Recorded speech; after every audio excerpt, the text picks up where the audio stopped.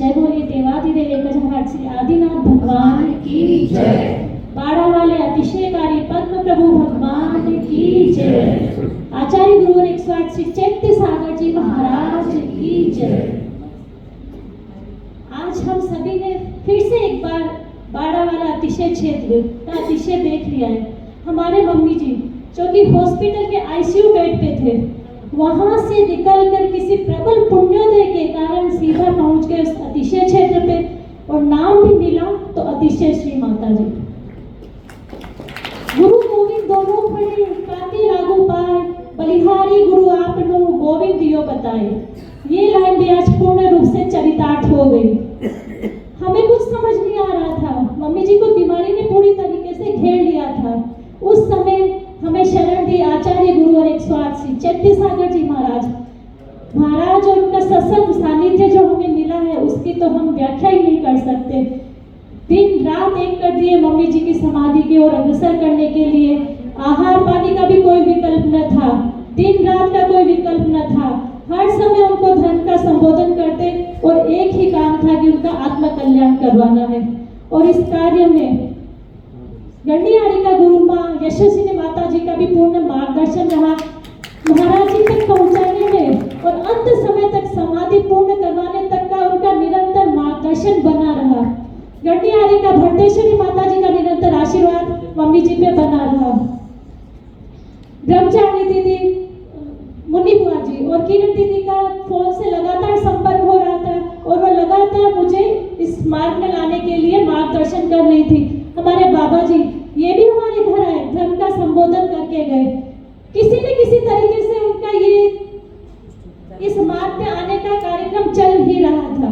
बात करें अतिशय श्री माता जी की, तो ये भी आज प्रत्यक्ष हो गया है कि निदत्ति निकांक्षित नाम का एक पुण्य होता है जो कि उदय में आता ही है, और इसी पुण्योदय के प्रभाव से मम्मी जी की आर्य का दीक्षा हुई, यम से लेखना धारण की, तत्पश्चात उत्कृष्ट समाधि मरण किया।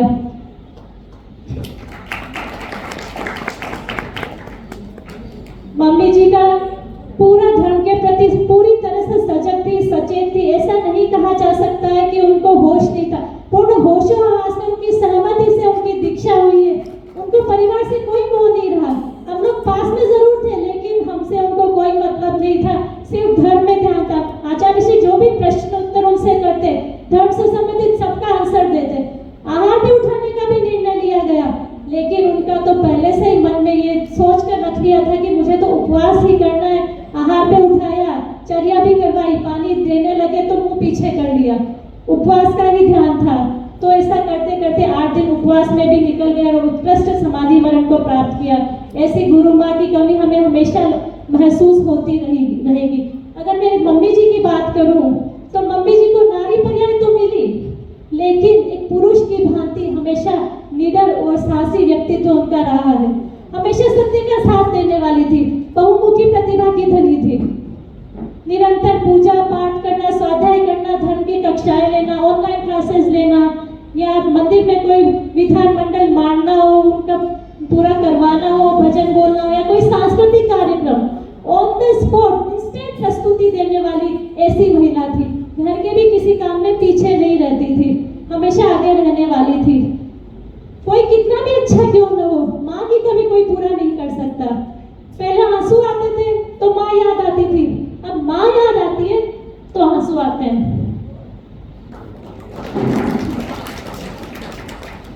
इस कड़ी में आप सभी ने हम लोगों का बहुत सहयोग दिया। हम वहाँ रह रहे थे तो आप लोगों ने घर का ही माहौल बनाए रखा। मैं नाम तो सबका अलग अलग नहीं ले सकती, लेकिन आप सभी का तहे दिल से शुक्रिया अदा करती हूँ। खाने पीने की व्यवस्था में हम बना कर रहे थे, लेकिन आप लोगों ने हमारी एक न सुनी, आगे से आगे कुछ व्यवस्था बनाए रखी। हमारे गोपाल भैया, इन्होंने भी पूरा सहयोग किया।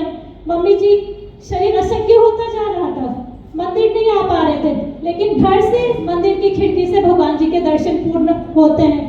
तो भैया रोज एक निश्चित समय पे खिड़की खोल दिया करते और उनको दर्शन करवाते।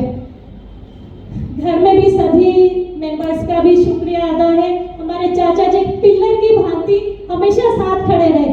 भैया भाभी जो कि अपना एक नया घर बसा चुके थे, लेकिन मम्मी जी की तबीयत गड़बड़ होते ही वो वापस बिना 1 मिनट सोचे बिना यहाँ आकर रहने लगे।